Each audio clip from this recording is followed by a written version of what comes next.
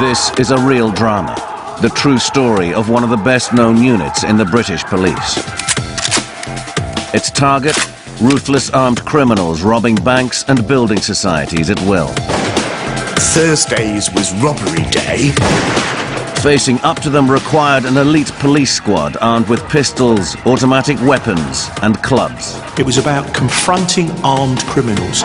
They're called the Flying Squad. When you got nicked, you was getting a slap. Steady, steady, steady, steady! They're rough guys, they're ferocious. The battle between cops and robbers escalated into shootouts with sawn-off shotguns and machine guns. We just couldn't believe it. He's got an Uzi. The elite Flying Squad found itself under siege, They did shoot a lot of people. accused of corruption. The whole ambience of the Flying Squad changed overnight. These are the real life and death stories recorded on London streets. The battles between the villains and the Flying Squad. The real Sweeney. India 1 is casually talking on the telephone. India 4 talking in the vehicle. Go on, move up, move up. Flying Squad detectives prepare to ambush a gang of armed robbers as they bust a London bank. Attack, attack, attack, go! Nothing better to be going across the pavement and taking out a team. The adrenaline rush is massive.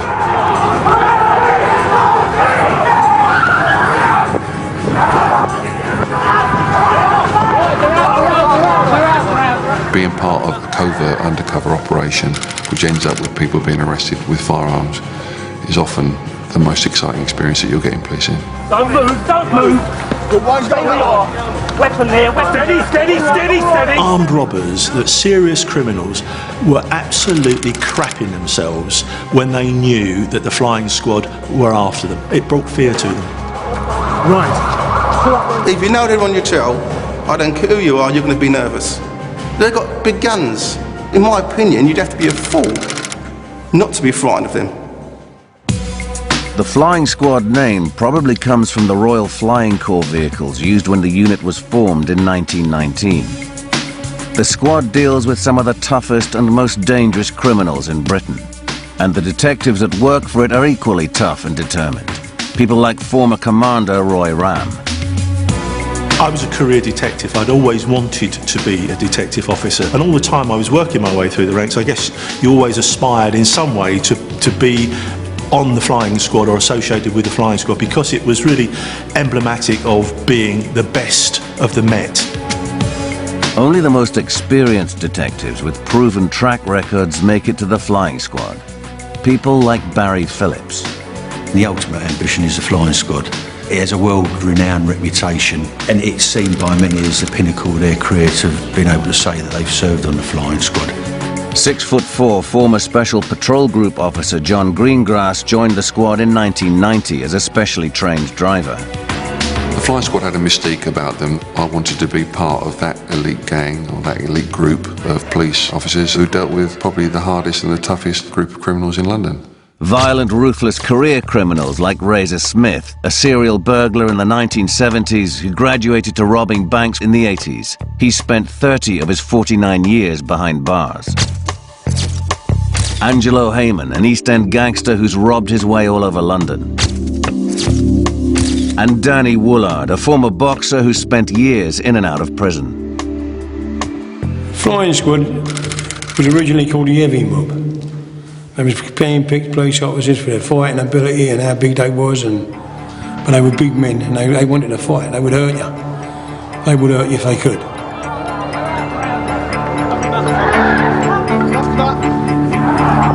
You know, they were big, hard men. They're rough guys, they're ferocious.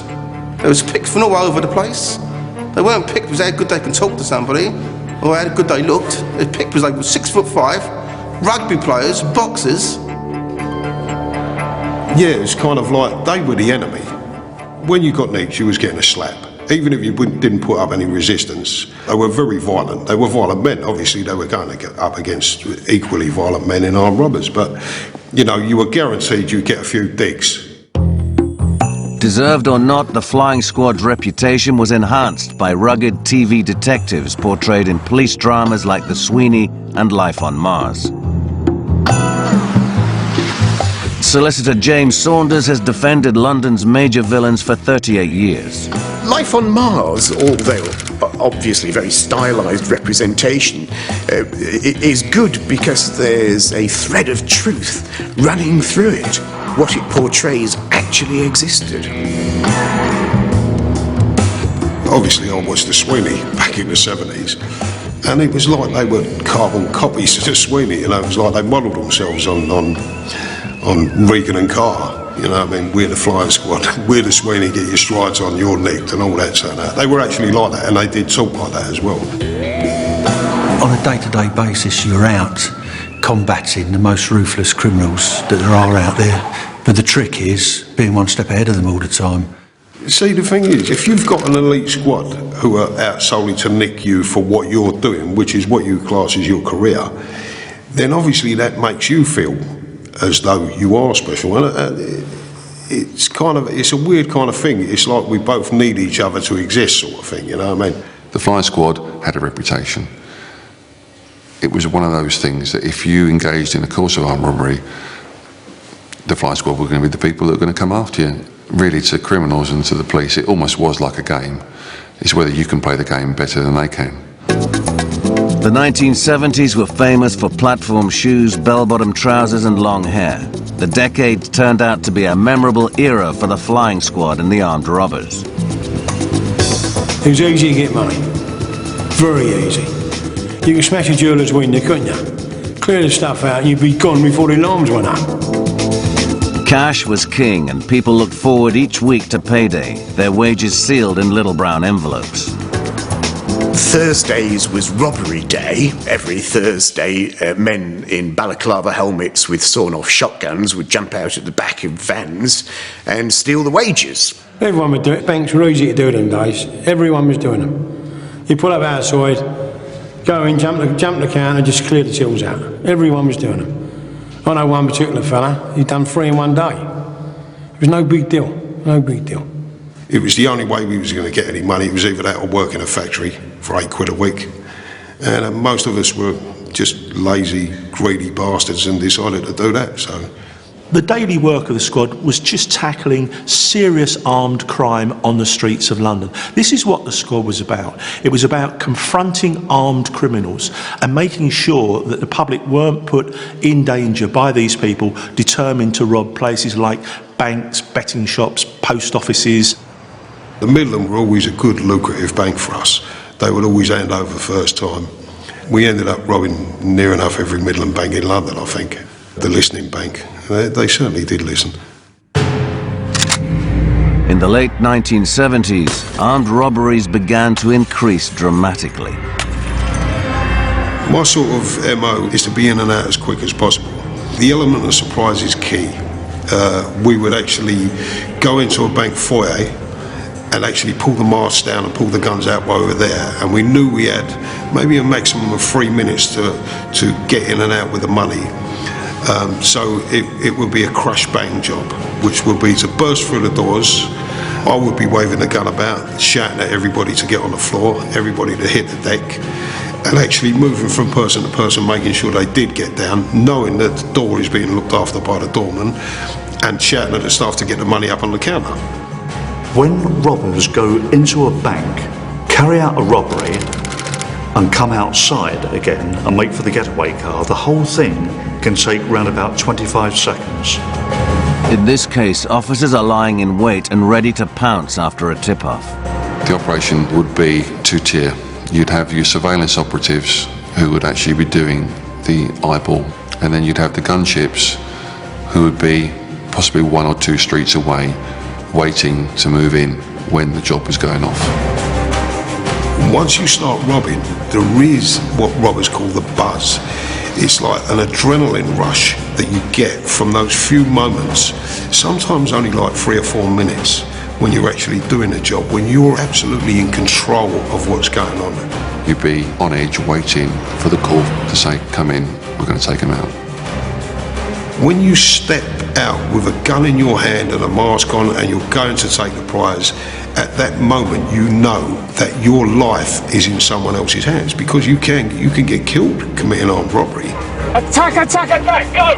The attack, which is the phrase that we use, attack, attack, attack, to take out the team, would come in and we would then drive the police vehicles in and they would then take out the gang over the pavement. You have to be able to better the opposition in terms of numbers and weaponry.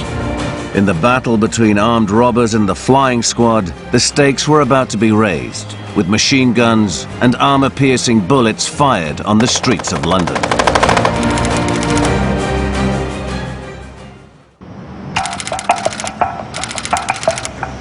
The TV image of the flying squad was chasing after armed robbers as they sped away from the scene of the crime, tires screeching. The reality was very different.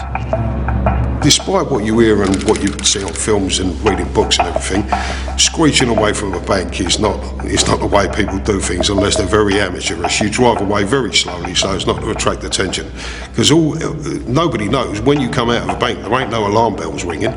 Nobody on the street knows that you've just robbed that bank, unless you're walking out waving a gun with a mask on. Flying squad response cars are known as gunships because the detectives inside are fully armed. They're driven by highly trained officers, known to their colleagues as OFDs. The term OFD means only the driver. Shut up, John, you're OFD. That would be the normal response that I'd get if I had dared open my mouth inside the car. We were a tool. You're often no more than a glorified minicab. A highly trained minicab driver with armed officers in the back seat. Flying squad drivers are flash bastards, but I'll tell you what, they are good. They are good, I'll give them that. The flying squad had to use the most highest powered vehicles in the police. We had 5 Series BMWs or a 24-valve Senator, which was the fastest car that I've ever driven. While the cops seemed to play up to their TV image, the villains chose to keep a low profile. Astras were our favourite as it happens. You could always pick them up quite cheap. There's loads of them on the road, so you're quite inconspicuous. Anything with 4 doors, bit of tax, looks half respectable. The more it looks like a sort of family car, the better. You don't really need a lot of speed. Armed robbers known as blaggers in the trade also had their favourite teams, each playing a key part in any bank job. The maximum you'd really want to rob a bank, say, is 4. You wouldn't want any more than that, otherwise the shares are no val. The 4-man team consists of a getaway driver, a doorman to prevent anyone coming in or out whilst the robbery is in progress, the bagman to stuff the stolen cash into the bag, and the man with the gun, the frightener.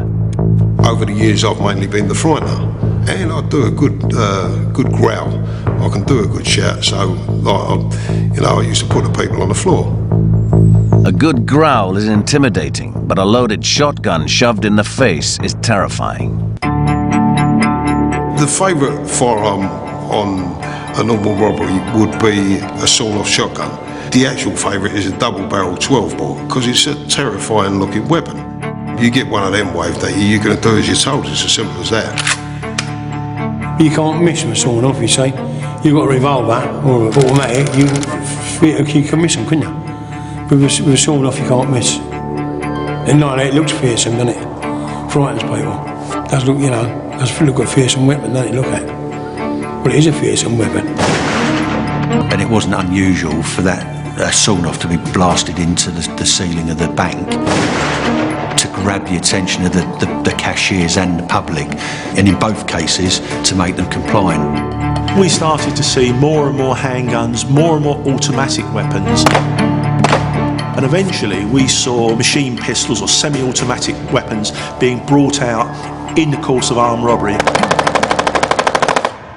And those kinds of incidents, as a commander, make you sit back and think, my God, what are the officers facing now? It was a dangerous occupation. And in hindsight, probably we were reckless. We didn't have helmets. I didn't have a bulletproof vest. I wasn't carrying a firearm. I was in a car. Wasn't even a bulletproof window in the car. So we were vulnerable, but we didn't see it like that. We just saw it as, well, that's the job, you just got to get on with it, and we chose to be here. For armed robber Razor Smith, blasting his sawn-off shotgun was a last resort. I've never let a shot off on a robbery, so I've never had to do that, and I always keep people at arm's length. So I always trusted myself to keep the gun and to do the frightening because I knew I wouldn't shoot anybody. unless it was absolutely necessary. One summer's day in 1993, the cops versus robbers arms race threatened to spiral out of control. In a busy South London suburb, one gang of armed robbers shot at a flying squad car as it chased them in the streets. This morning, a security van delivering cash to this bank at Sidcup in Kent was held up. But police had the men under surveillance and gave chase. The robbers, though, were heavily armed. One of the detectives caught in the firing didn't want his face on camera. We were right behind them in the back streets of Blackfen. They turned a few corners and then there was some strange movement by the front seat passenger. He climbed half out the window, was facing backwards, and then we saw puffs of smoke, and it was obvious that he was firing a machine gun at us. There was two men in the red car, one was driving obviously, the other one was literally hanging right out, firing back with a machine gun, firing back at the police car. We just couldn't believe it, and we said, he's got an Uzi. As I said that, so the windscreen went, I felt a blow on the forehead and was knocked backwards. And I said, I've been hit, but I'm okay, carry on. I don't think we could have stopped our driver from chasing anyway. He had the red mist up. Despite the hail of automatic gunfire, the flying squad driver kept on their tail. I didn't return fire. We just weren't allowed to shoot at moving vehicles. That was totally verboten. And I must say, I didn't want to irritate them any more than they already were. It's getting too far. It's getting like the Wild West, and this was just becoming outrageous. It was in a residential area. It was during the summer holidays. Children were off school. That was the amazing thing, that no one else was hit.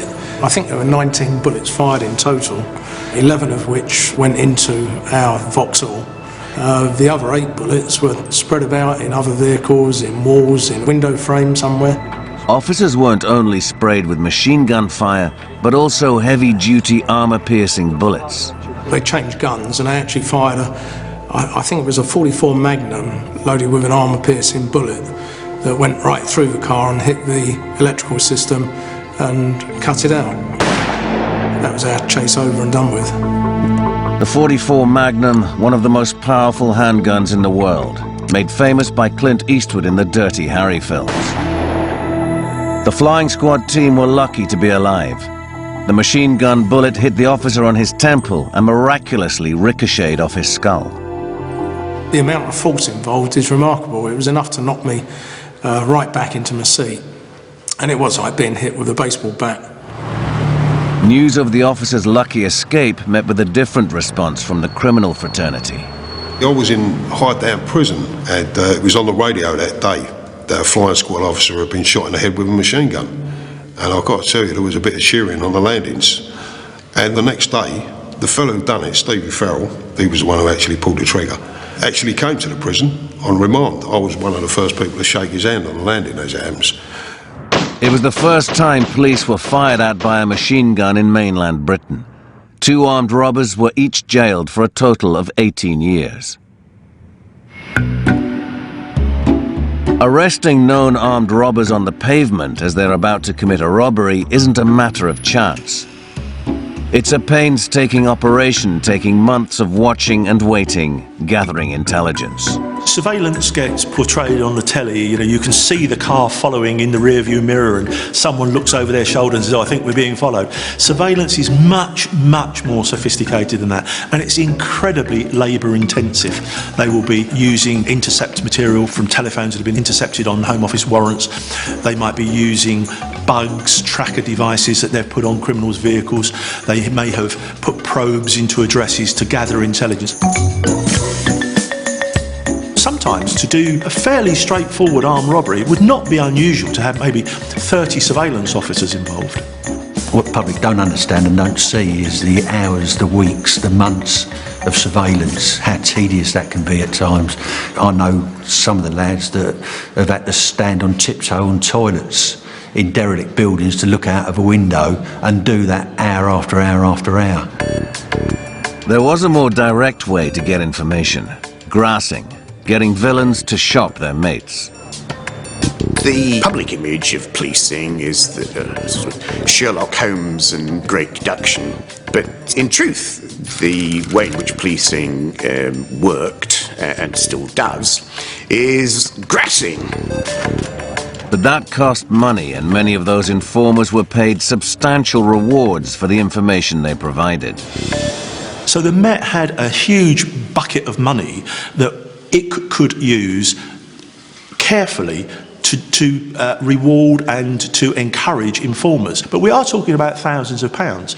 If someone gives information on a serious armed robbery, a number of people are arrested, guns are recovered, this kind of stuff, or drugs or anything else of that nature. We are talking about people being rewarded with, £10,000, £15,000 at least. But of course the results that were being shown and the crimes that were being cleared up were phenomenal. There's never been detection like it. I mean, we had the most successful detection rates of armed robberies in our history. Probably the most successful detection rate of any police force anywhere in the Western world. While paid informants could provide information on a regular basis, another technique used by the flying squad was to force villains to break their code of honor by turning arrested armed robbers into supergrasses. The squad's first major success came after a string of bank robberies throughout London by a gang known as the Wembley Mob. One key member, a prolific career criminal, became Britain's first ever supergrass. His name, Derek Crichton Smalls, better known as Bertie Smalls. Bertie Smalls was a violent thug, a professional stick-up merchant. I mean, he was one of the guys that would be intimidating staff and members of the public in a bank when they went in and robbed it. And wouldn't consider twice about pulling the trigger, firing shotguns through the ceiling, pointing guns at people, intimidating, terrorising. In return for immunity from prosecution, Bertie Smalls agreed to give evidence against his fellow villains and any other armed robbers he knew.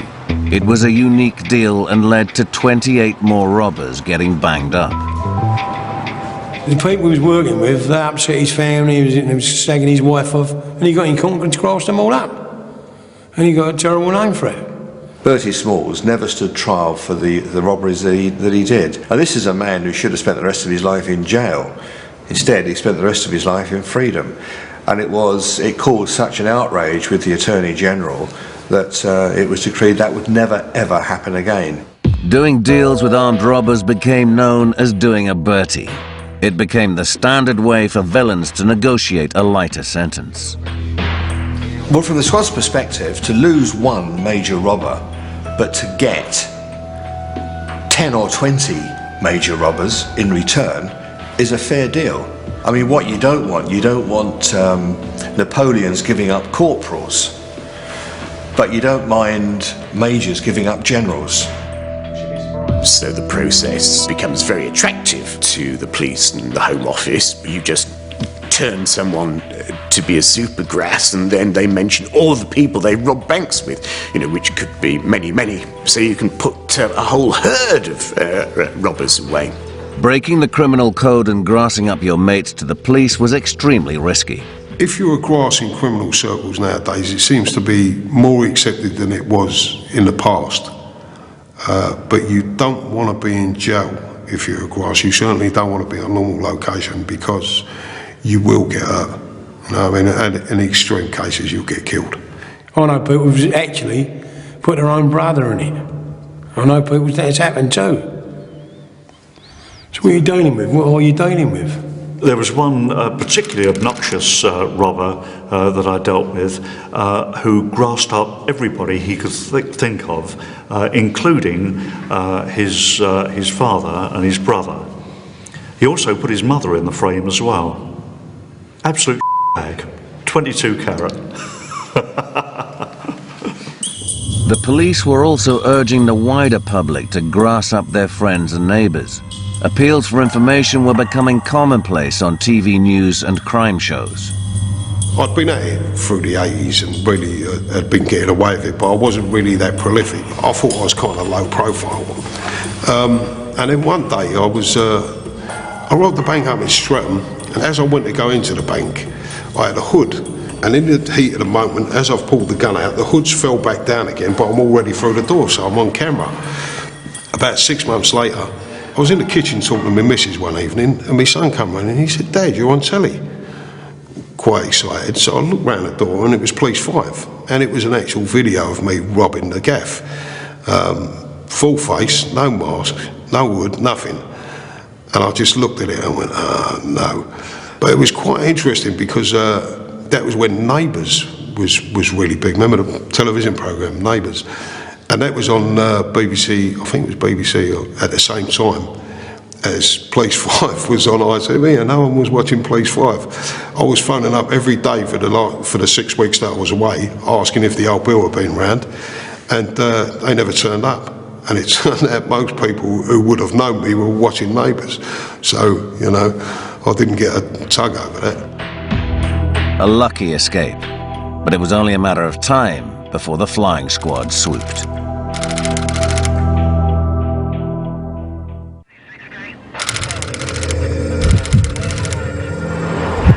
As gun battles on the streets of London seemed to escalate, the flying squad's reputation also came under fire. There was definitely a buzz within the armed robbery fraternity, for want of a better word, that the flying squad were operating a shoot-to-kill policy. They did shoot a lot of people. It's effectively shoot to kill. What the rules say, it's shoot to stop. But you are aiming for the largest part of the target. The largest part of the target is from below the head down to the torso. And obviously there are a lot of very important organs in that target area. So the effect is, if you start pumping 4 rounds into that area, the chances are the person you're shooting at will die. There were a number of police shootings in the 1980s, and in some cases armed robbers were simply taken out on the street. Police say the men opened fire first. A trained police marksman was shot in the ankle. Police returned the fire. One man was killed instantly, a second died later. In this case, you've got people that are randomly letting loose firearms. Bullets are flying everywhere. I don't think the police in this circumstance had any choice in to take the action that they took. The investigating coppers used to strap on a 38 on robbery day, and if they thought that their lives were being threatened, then they'd fire away quite merrily. In 1987, the flying squad chases an armed gang who've stolen £10,000 from a shop. One of the gang opens fire. The heavily armed police respond. One lies injured, one pinned to the ground, the third shot dead. Shootouts like this are a last resort. As you're drawing that weapon, going through your mind at that time is, if I fire this in the wrong circumstances, I can be gripping around in the Old Bailey charged probably with murder or manslaughter. So once they start to angle towards you, once they start to move that weapon towards you, you have to decide at that moment whether to pull the trigger. The decision is yours, and that is a hell of a decision to make, because as you squeeze the trigger, you know that you might be killing somebody in the line of your duty. In the 1980s, officers may have been winning battles on London streets, but in the courts, public confidence in the police and judicial system reached an all-time low after a series of high-profile miscarriages of justice. Increasingly, juries believed the defendants, not the police. Solicitor James Saunders has represented a number of well-known villains over the years. In the early 80s, we got to the position, I think my record was 11 in a row, trials at the Old Bailey, where the jury just disbelieved the evidence. And I mean, it became laughable, really. The guys were pleading guilty to things like stealing a car and being, oh, shock horror, there's a bag full of guns in the back, but we didn't know about it. What it meant was really good cases were being ripped apart at the Old Bailey by clever barristers, and villains were walking free. So the bottom line of it was that we then changed tactic. We then thought, well, we're no longer being believed when we go to court. The only way we can actually do it now is when we get people going to an armed robbery, we won't intercept them. We'll let them go all the way. The robberies had to be stopped at the very last moment, and it meant putting police officers in very dangerous situations. Now armed robbers would be arrested after they'd committed the robbery, possessing a bag full of money and guns. Determining when to put the attack in, when to say go, go, go, requires real judgment. On an occasion, robbers are walking along the footway. The wife of one of the robbers passes them a bag, and at that moment they are armed robbers. Any time after that, you can attack. That's it. Attack, you've got them. And the squad took them as they came out and hit them very hard on the footway. And they were photographed on the pavement with the guns, with the money that they'd stolen. That's the kind of evidence that is irrefutable. In some cases where irrefutable evidence was lacking, there were claims that evidence was concocted. The absolute classic way of doing that in the 70s was a process called verbaling, so that upon arrest, Mr. Bloggs is alleged to have said, "Core, blimey, Governor, you're right, I deserve topping for this," or something else perhaps a bit more sophisticated, but an admission. This was a time when police interviews with suspects didn't have to be recorded, and alleged confessions could be open to abuse. You haven't got a fair trial in this country. I'm telling you that now. If they want you, you're going to go. They do it standard. When I was a kid, the first thing I learned was when I get put in one cell and whoever's with me gets put in another cell, we know we ain't going to say nothing. So eventually, people who were prone to getting arrested and taken in decided that the best thing was to say absolutely nothing. Not say yes to a cup of tea and not say no to a good kicking. You say nothing. I don't say my name. I don't even acknowledge who I am. So it's very hard to verbal somebody if they don't talk. A chap called Daniel Redmond, I remember, he sat it out for 7 days and said nothing. Absolutely nothing, not a word. And when I eventually got to see him, I mean, I thought that it had affected him psychiatrically. It's quite difficult to say nothing at all for a whole week. In the final interview, they say, "Well, we know, Mr. Redmond, you're not going to say anything, but you really did this, didn't you?" And he nodded. So after 7 days of not saying anything at all, we got to the non-verbal verbal. This was indeed an innovation. Mr. Redmond was acquitted. The once clean-cut image of the police had also been damaged by a series of high-profile police corruption scandals, which had changed the public's perception of the flying squad. Well, I've resigned for personal reasons. The Commissioner has accepted my resignation, and that's all I'm prepared to say. Former Flying Squad Commander Ken Drury and 12 other officers were convicted of accepting bribes from known criminals. This was the Flying Squad's darkest period. It found itself preoccupied with scandal rather than tackling armed gangs. Its once great reputation was severely damaged, its very existence under threat. All of a sudden, nobody was trusting anybody, and the whole ambience of the Flying Squad changed overnight. The Metropolitan Police Commissioner brought in Dorset Police from well outside the capital to investigate these corruption allegations. Some Flying Squad officers found themselves under suspicion. And it was an appalling period. They absolutely had no idea of how policing in London worked, and they were just going out and being fed a pack of lies by criminals who had an axe to grind. As part of the investigation codenamed Operation Countryman, Dorset Police investigated 200 allegations of police corruption. One of the Flying Squad officers investigated was John O'Connor. It's an episode that still rankles to this day. Well, it was a very chastening experience for me, because as a result of what was being said about me, I was suspended for 18 months. And for me, my whole attitude towards the police changed. As the squad was being investigated for corruption, armed robbers had a field day. This culminated in one of the biggest robberies of the 1980s. The Security Express job in Shoreditch, East London, when millions of pounds were stolen from an armoured truck. After 4 years of investigation, Operation Countryman finally ended. No officer was ever charged. John O'Connor was cleared and promoted to Flying Squad Commander in the 1980s.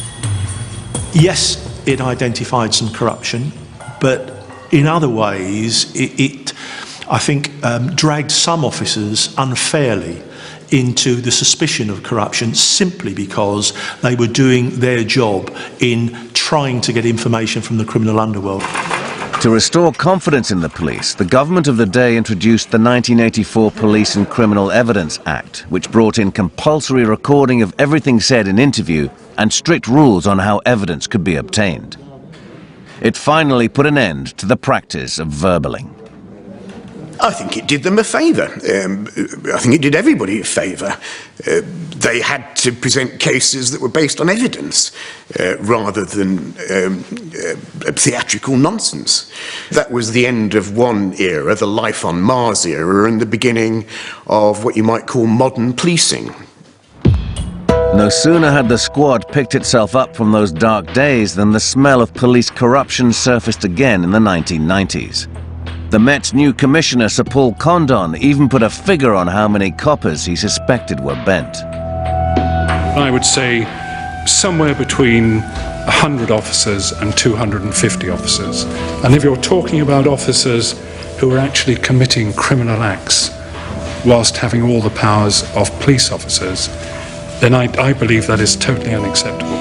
In December 1997, 3 Flying Squad detectives from their Rig Approach office in northeast London were charged with stealing drugs and for allegedly organising robberies. Over the next few years, a complex web of corruption emerged, centred around a core group of detectives. Chief amongst them was Detective Constable Terence McGuinness, seen here sitting on top of an armed robber. McGuinness, who's still a serving detective, and a former Flying Squad colleague, Kevin Garner, are now facing long jail terms. They were caught red-handed, stealing drugs from this flat above a bookies in East London. They've now admitted 19 other corruption charges and are acting as police informers. The pair will give evidence against former colleagues to try to reduce their jail terms. When I heard the names of the officers who had been arrested and who stood trial, I have to admit that I was amazed, because I would never have thought that they could have been responsible for criminal acts. And I was shocked, surprised, shocked, disappointed, worried. I was there. You know, I know all these people personally, all people that I would consider to be good friends in some respects, because I knew that I could rely on them if the wheel came off. This latest police corruption scandal struck at the very heart of the Flying Squad. It tarred those detectives convicted and everyone who'd ever worked alongside them. It was assumed that you must have known what was going on. It was assumed that you must have turned a blind eye, and that was known as the taint. The taint was something which about 90 officers, from my understanding, had. Nothing could prove that they were corrupt, but the fact that they were physically there and worked alongside these officers meant that they were tainted, and that caused massive, massive, massive resentment amongst the CID. Even retired officers like Dick Kirby were interviewed under caution, though all were cleared. I think in today's caring, sharing police service, officers would say that with regard to that incident of being falsely accused like that, they felt saddened or disappointed. Well, I didn't. I felt absolutely bloody livid. Rig Approach affected the whole of the Metropolitan Police. Rig Approach was a nemesis. It was a downfall for effectively the trust that you had with your fellow officer. Those small group of people have changed policing in London forever. It will never be the same again.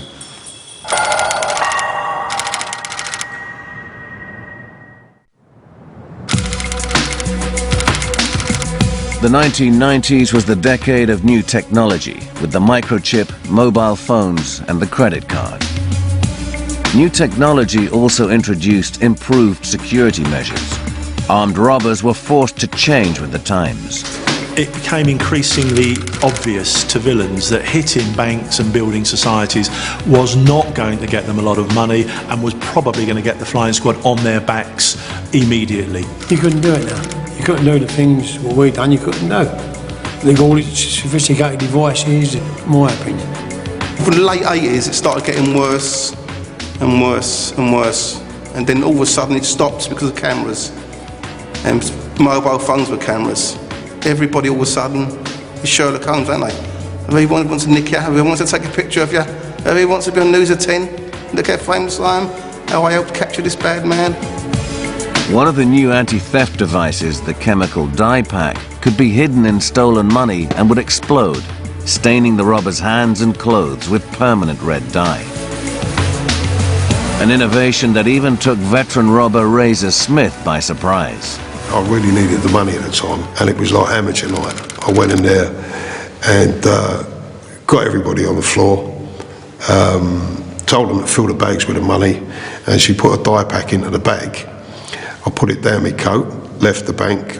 My getaway car was parked across the street, and as I ran across the road, I felt something warm in my coat. I thought, what's that? But I thought it was just the heat of the moment, you know, the adrenaline rushing. Next thing I know, there was a pop, and my coat was on fire, and there was red smoke coming out of my coat and all up on my face, going up about 20 foot in the air. All the money was on fire. I dropped the money on the floor, stamped on it to put it out, and tried to gather as much as I could. I ended up with about 260 quid of burnt and dyed notes. The old style Premier League project robber is doing something else now. They're into something else. I mean, a good thief, a good robber these days, doesn't want to be associated with some of the young thugs that are around that use too much violence, that are attacking targets which are soft targets, and any decent criminal is not going to be involved on pavement style robberies because it just ain't worth it, really. So increasingly what you've seen is they've been hitting other softer targets, jewellers' shops maybe.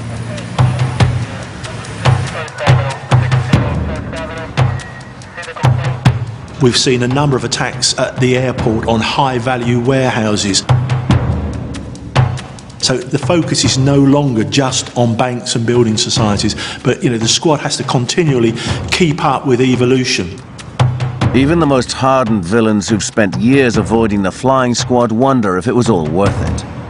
I've spent over 30 years in prison for my crimes, and I suppose, putting it all together, I must have nicked maybe about £800,000 in cash.